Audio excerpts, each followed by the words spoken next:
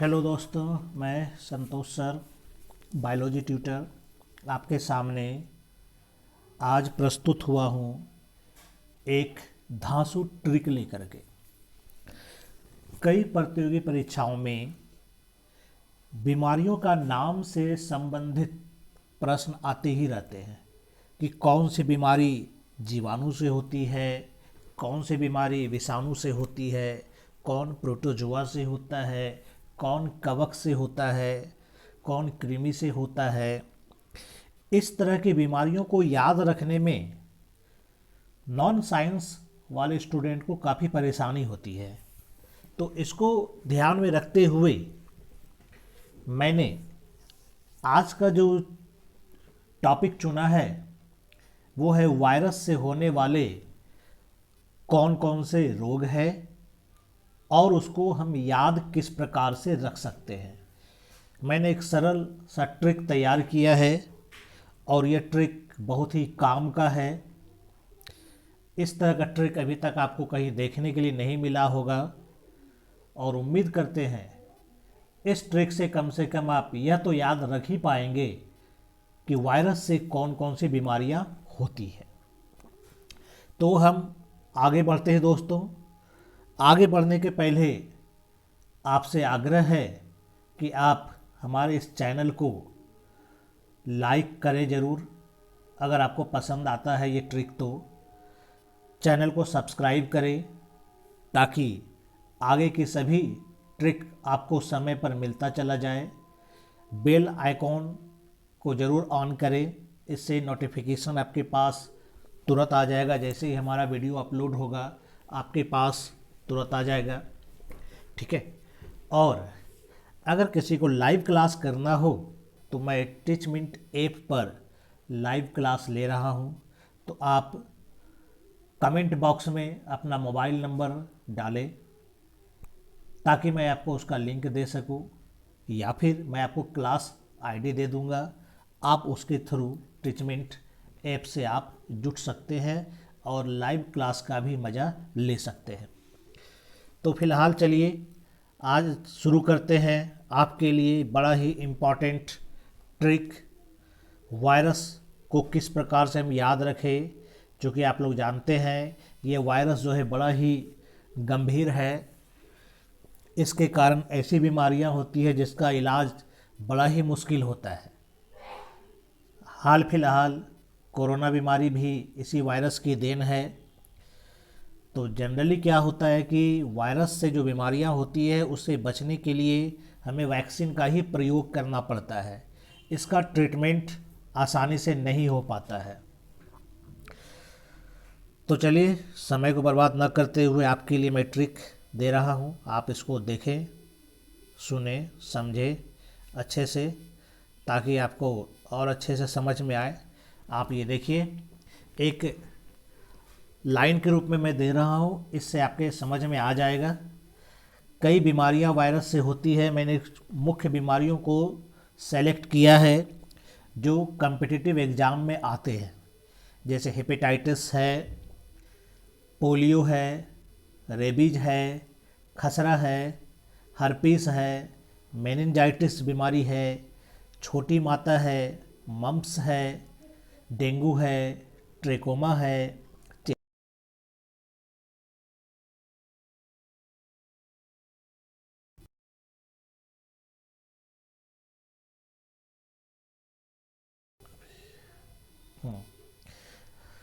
तो ये सारी बीमारियां मौजूद है।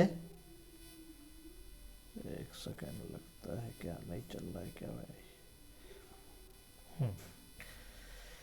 तो चलिए आज का ट्रिक हम लोग शुरू करते हैं।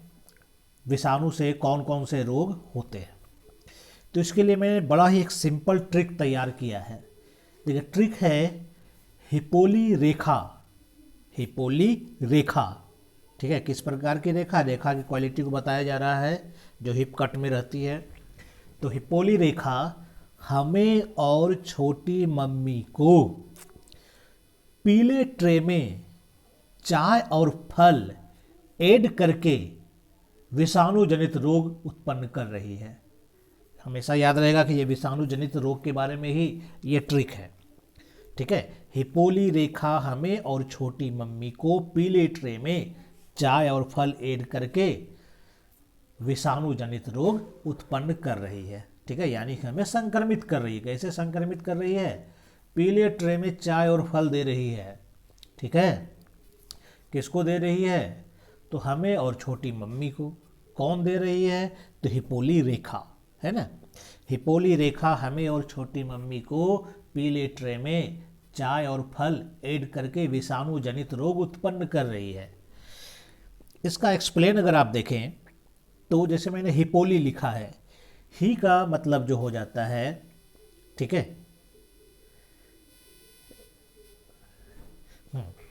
ही का मतलब अगर आप देखें तो यहाँ पर ही का मतलब हेपेटाइटिस। कौन सी बीमारी है? हेपेटाइटिस बीमारी है। हेपेटाइटिस बीमारी में क्या होता है?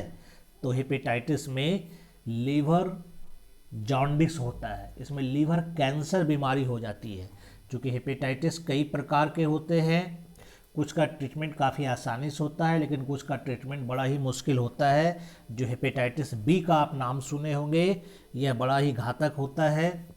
एड्स से भी ज़्यादा घातक ये बीमारी होती है हेपेटाइटिस बी। क्लियर है? इसमें लीवर में कैंसर हो जाता है। तो ही का मतलब क्या हो गया? हेपेटाइटिस। और पोली का मतलब हो गया पोलियो। यानी कि हिपोली का मतलब क्या हो गया? Hepatitis and polio. ठीक है, तो क्या हो गया यहाँ पर? कौन सी बीमारी हो गई? हिपोली। हिपोली का मतलब हेपेटाइटिस और पोलियो, दो बीमारी यहाँ से निकला। उसके बाद रेखा है ना। हिपोली के बाद क्या है? रेखा है। रेखा में दो शब्द, मैंने दो वर्ड लिए हैं, दो लेटर है, दो अक्षर है, एक रे है, एक खा है। रे का मतलब रेबीज, खा का मतलब खसरा। ठीक है, तो हिपोली रेखा। तो यहाँ से हमको चार बीमारी के बारे में पता चल रहा है। हेपेटाइटिस है, पोलियो है, रेबीज है, खसरा है। हर्पिस हा से हो गया, अम्मा से मेनिंजाइटिस। ठीक है, तो हिपोली रेखा हमें में दो बीमारी निकल रही है। हिपोली में दो बीमारी निकला, ठीक है, रेखा में दो बीमारी, हमें में भी दो बीमारी, हमें से भी दो बीमारी निकल रहा है, हर्पिस और मेनिंजाइटिस। ठीक है, और का कोई मतलब नहीं है।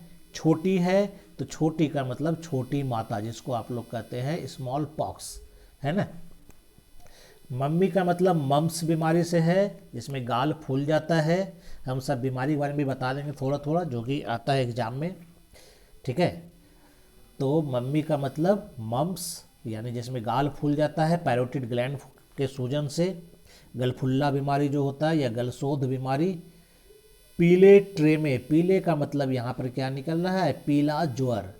पीले का मतलब पीला ज्वर या पित्त ज्वर कहते हैं, या फिर डेंगू भी इसको कहते हैं। ट्रे में, ट्रे का मतलब ट्रेकोमा। ट्रे हमने किसके लिए यूज किया है? ट्रेकोमा के लिए यूज किया है। चाय किसके लिए यूज किया है? तो चाय हमने चेचक के लिए यूज किया है। और फल किसके लिए यूज किया है? तो इन्फ्लुएंजा के लिए यूज किया है। एड किसके लिए यूज किया है? तो एड का मतलब क्या है? एड्स है। एड का मतलब क्या? एड्स। क्लियर है? तो हिपोली रेखा हमें और छोटी मम्मी को पीले ट्रे में चाय और फल ऐड करके विषाणु जनित रोग उत्पन्न कर रही है।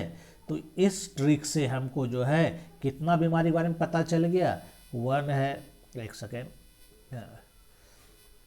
1 2 3 4 5 6 7 8 9 10 11 12 13, लगभग 13 बीमारी का नाम हम जान गए कि वायरस से होता है, विषाणु से यह बीमारी होती है, और ये बीमारी बड़ा ही घातक है।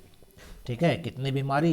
13 बीमारी के बारे में हम लोग जान गए कि यह विषाणु से हो रहा है। और भी कई बीमारियां हैं, लेकिन ये सबसे ज़्यादा महत्वपूर्ण है, इससे ज़्यादातर क्वेश्चंस आते हैं। ठीक है, क्लियर? इसमें जो सबसे ज़्यादा खतरनाक बीमारी है वो है एड्स। ठीक है, कौन सी बीमारी है? इसमें सबसे जो खतरनाक बीमारी है वो कौन सा है? एड्स है। आप लोगों ने नाम सुना होगा। एड्स का फुल फॉर्म क्या होता है? एड्स का फुल फॉर्म होता है एक्वायर्ड इम्यूनोडेफिशिएंसी सिंड्रोम। क्लियर है? क्या होता है? Acquired immunodeficiency syndrome. ठीक है, किसके कारण होता है, किस वायरस के कारण होता है ये, तो ये होता है HIV वायरस के कारण। किसके कारण हो रहा है ये, HIV वायरस। ठीक है, इसमें होता क्या है, एड्स का मतलब पूरा नाम ही इसका है, ए का मतलब होता है एक्वायर्ड, ठीक है, आई का मतलब होता है इम्यूनो, डी का मतलब होता है डेफिशिएंसी, एस का मतलब syndrome. Acquired immuno deficiency syndrome मतलब क्या हुआ, एक्वायर्ड का मतलब होता है उपार्जित, यानी कि हमारे जन्म के बाद हमारे शरीर में जितना इम्यूनिटी पावर बढ़ा है, जितना एंटीबॉडी बना है, उसकी ही कमी हो जाती है। ठीक है, जन्म के साथ जो है उसमें कमी नहीं होती है, जन्म के बाद जो कि हमको वैक्सीन लेने से हमारे बॉडी में एंटीबॉडी बना, या फिर कोई बीमारी होने के कारण हमारे बॉडी में जो एंटीबॉडी बना, यह सारा एंटीबॉडी इस बीमारी में ख़त्म हो जाता है। यानी एक तरह से ये जो हमारा शरीर है, इस शरीर में बीमारियों से लड़ने के लिए कोई सेना नहीं होता है। इसके कारण हमें कोई भी छोटी से छोटी बीमारियां भी आसानी से हो जाती है और हम उसी छोटी बीमारी से, ठीक है, हम मर जाते हैं। तो ये होता है एड्स, बड़ा ही घातक बीमारी है, फैटल डिजीज है। चलिए नेक्स्ट आगे बढ़ते हैं और दूसरा बीमारी के बारे में चर्चा करते हैं, जैसे कि हेपेटाइटिस। एड्स से भी ज़्यादा खतरनाक ये बीमारी होती है अगर हेपेटाइटिस बी है तो। अगर हेपेटाइटिस बी हो गया तो यह खतरनाक होने का, तो ए भी है, सी भी होता है, डी भी होता है, ए भी होता है, लेकिन ये सब इतना खतरनाक नहीं है। सी ज़रूर खतरनाक होता है, ट्रीटमेंट हो जाता है लेकिन, और काफ़ी महंगा कॉस्ट होता है। लेकिन ए वाला जो होता है हेपेटाइटिस ए, इसको वही जॉन्डिस, जिसको हम लोग साधारण जॉन्डिस कहते हैं, वही होता है। ठीक है, तो जॉन्डिस जो बीमारी होती है उसमें वायरस भी एक कारण हो सकता है। तो इसके कई सारे लक्षण होते हैं, तो आपसे इसका लक्षण वगैरह कुछ नहीं पूछा जाता है हेपेटाइटिस का। हेपेटाइटिस सीधा समझ लेना है कि यह लीवर से संबंधित बीमारी है। किससे संबंधित ये बीमारी है, तो यह बीमारी जो होता है लीवर से संबंधित है, हमेशा ये याद रखना है।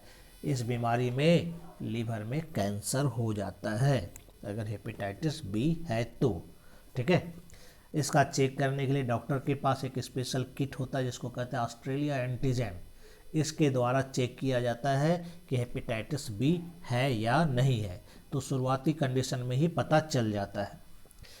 चलिए नेक्स्ट आगे बढ़ते हैं, देखते हैं और दूसरे बीमारी के बारे में बता देते हैं।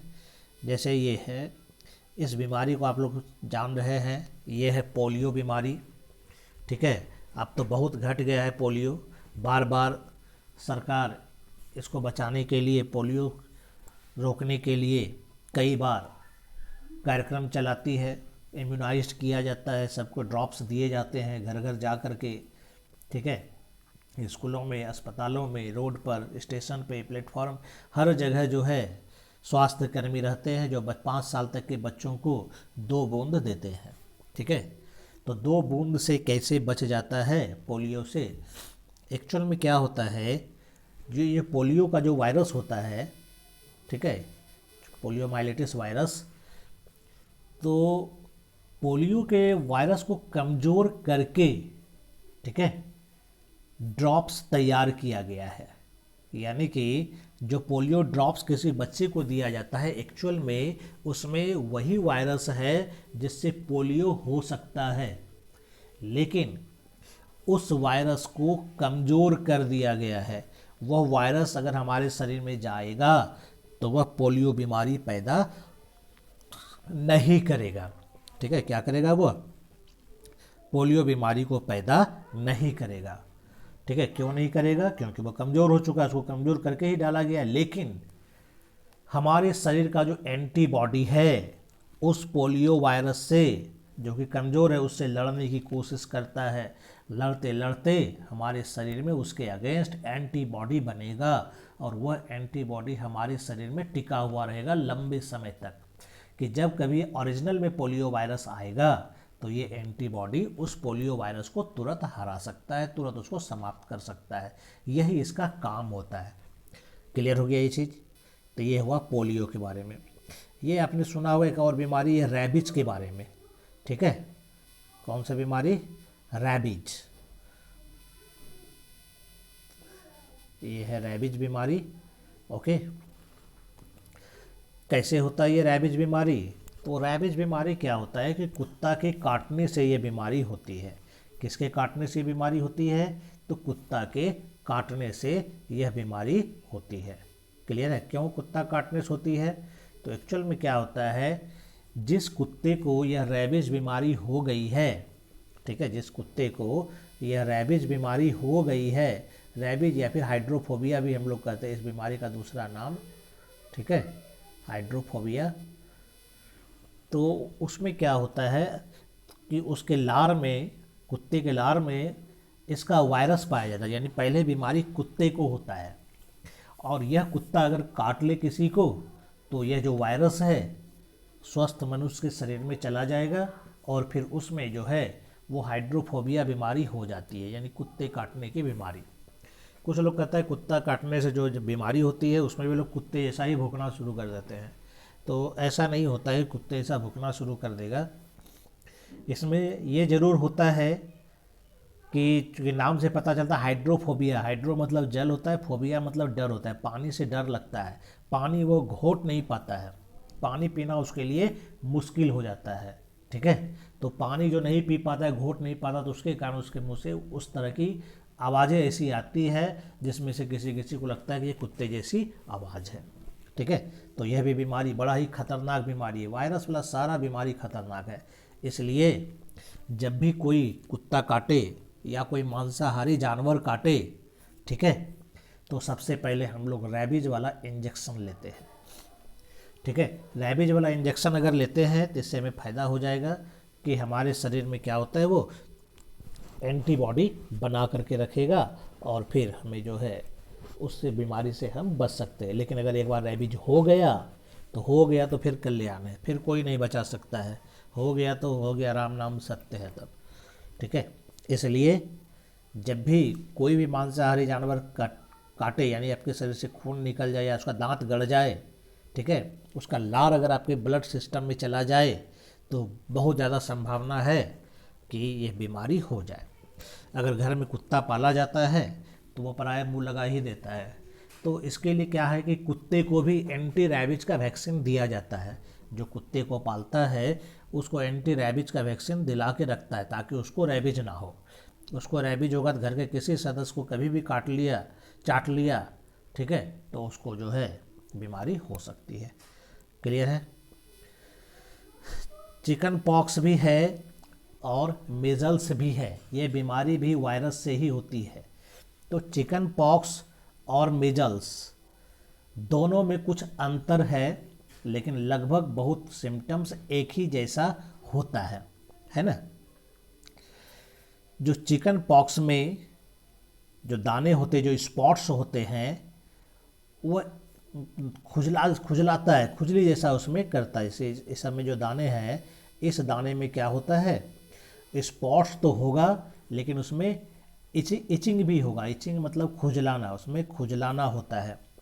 रेड स्पॉट्स होता है जो पहले चेस्ट पर, फेस पर, बैक पर, यह सब जगह पर होता है, ठीक है। इसमें तेज़ बुखार रहता है, सिर में दर्द होगा, यह सब इसका कुछ लक्षण होता है।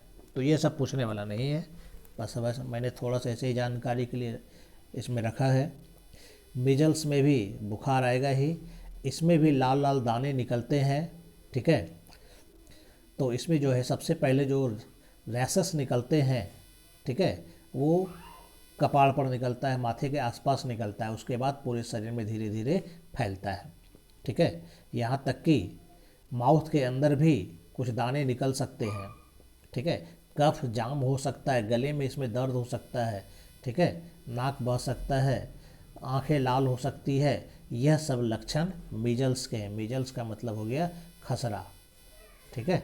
खसरा बीमारी जो है इसी के कारण होता है। क्लियर है यहाँ तक?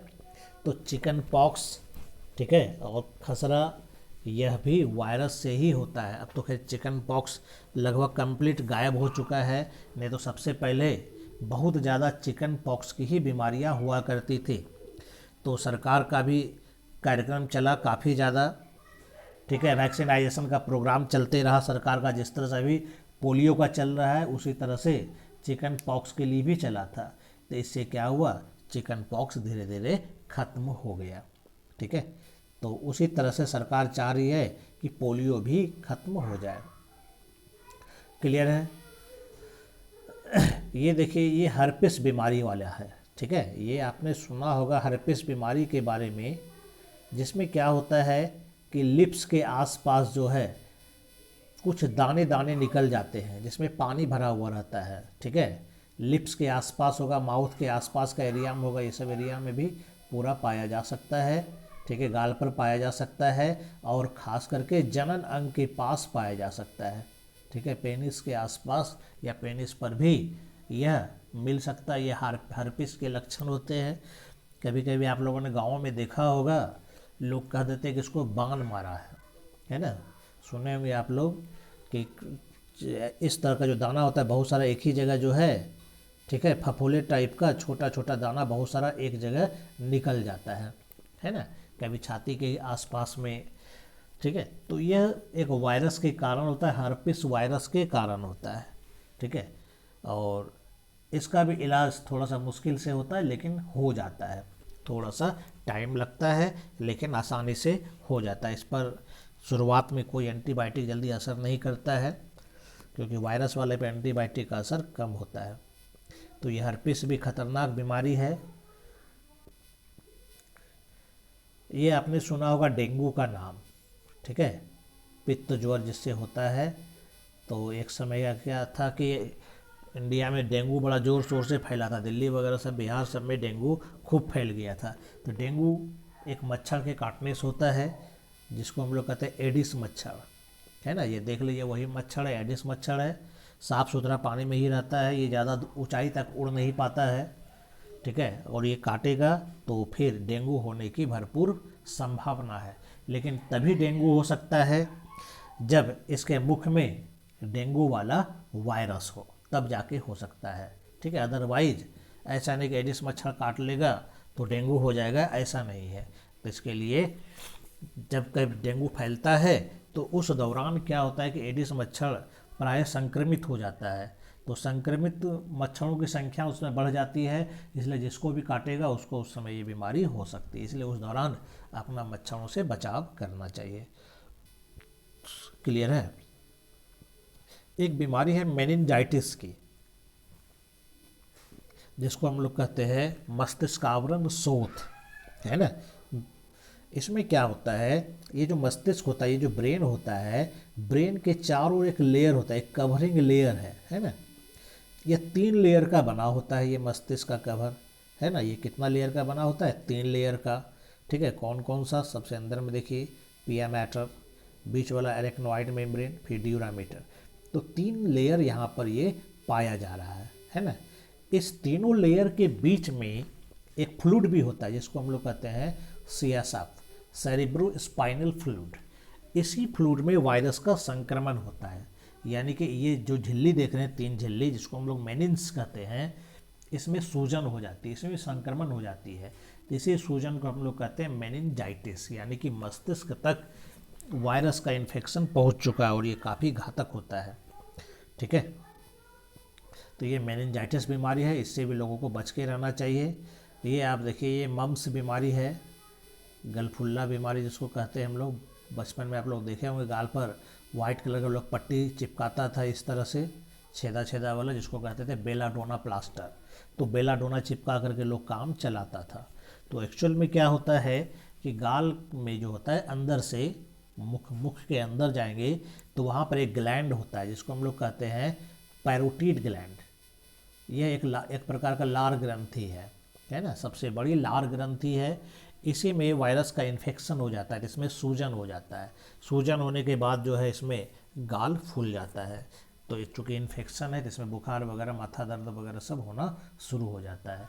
तो ये मम्स बीमारी है, इससे भी बचाव के लिए लोग इंजेक्शन लेता है।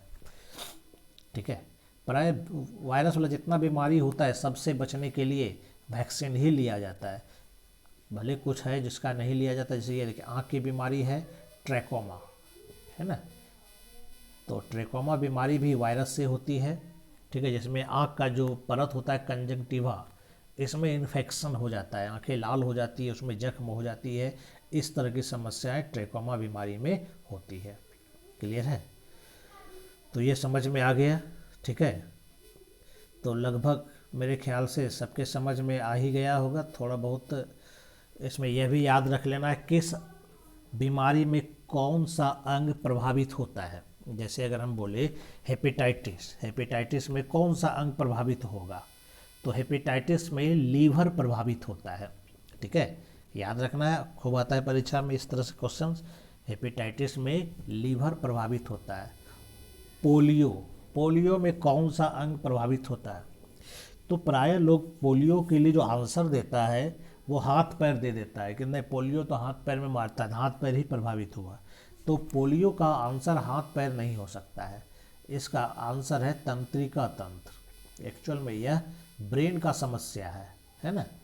हमारा नर्वस सिस्टम गड़बड़ा जाता है। ये जो वायरस होता है उसी तार को, ये जो नर्व जो होता है ना ब्रेन में, उसको काट देता है और वही तार हाथ पैरों में जाता है। तो तार ही कट गया तो हाथ पैर काम करना बंद कर देता है। इसी को हम लोग कहते हैं पैरालाइसिस। रेबीज है, तो रेबीज में क्या होता है, जबड़ा एक तरह से लॉक हो जाता है। ठीक है, तो यह भी तंत्रिका तंत्र को ही प्रभावित करता है और वहीं से हमारा जो जबड़ा होता है वो लॉक होता है, यानी कि पानी नहीं पी सकता है। हाइड्रोफोबिया बीमारी होती है। खसरा में त्वचा प्रभावित होती है, त्वचा पर बीमारियां निकलती है। हर्पिस, इसमें भी हमारी त्वचा ही प्रभावित होती है ना। ओठ के आसपास, जनन अंग के आसपास जो है इसका इन्फेक्शन दिखता है। मेनिंजाइटिस में मस्तिष्क का जो आवरण होता है, मेनिन्स लेयर जिसको कहते हैं, तो वह प्रभावित होता है, यानी कि एक तरह से मस्तिष्क का आवरण इससे प्रभावित होता है। छोटी माता है या बड़ी माता है, ठीक है, यह चेचक इसको कहते हैं, तो इसमें भी त्वचा प्रभावित होती है। शरीर के अंग प्रभावित, कोई स्पेशलाइज्ड अंग नहीं है, त्वचा पर ही मेनली इसके लक्षण दिखते हैं, तो त्वचा ही खराब होता है। मम्प्स है तो इसमें पैरोटिड ग्लैंड प्रभावित होता है। पित्त ज्वर है तो इसमें भी कोई विशेष नहीं है, तो शरीर का आंत सब भी प्रभावित हो जाता है, वहाँ से ब्लीडिंग हो जाता है, तेज़ बुखार वगैरह रहता है। ठीक है, प्लेटलेट्स घटना शुरू हो जाता है, तो एक तरह से ये संवहन तंत्र को ज़्यादा प्रभावित करता है। ट्रेकोमा में आँख से संबंधित बीमारी है, इसमें आँख प्रभावित होता है। इन्फ्लुएंजा सब तो नहीं पूछता है, ठीक है, क्योंकि ये एक प्रकार का बुखार होता है, तो बुखार के लिए कोई विशेष ऑर्गेन नहीं होता है। ठीक है, और एड्स है, एड्स से जो है हमारा प्रतिरक्षा तंत्र प्रभावित होता है। तो ये सारा है, तब आप लोग इसमें देखिए। तो फिर अगले दिन हम लोग जीवाणु कवक है, यह सब का भी ट्रिक बताएंगे, और भी कई सारे ट्रिक्स हैं, अनोखे सब ट्रिक। ठीक है, और जो भी चीज़ याद नहीं होता है साइंस में, उसके लिए आप लोग कमेंट बॉक्स में डालिए, हम उससे रिलेटेड नया ट्रिक्स तैयार करेंगे ताकि आपको आसानी से याद हो जाए। ये ट्रिक आपको कैसा लगा कमेंट बॉक्स में ज़रूर बताइए। ठीक है, क्या इससे भी आसान कोई ट्रिक और हो सकता है, तो आप उसके बारे में ज़रूर हमें बताएं। तब तक के लिए धन्यवाद।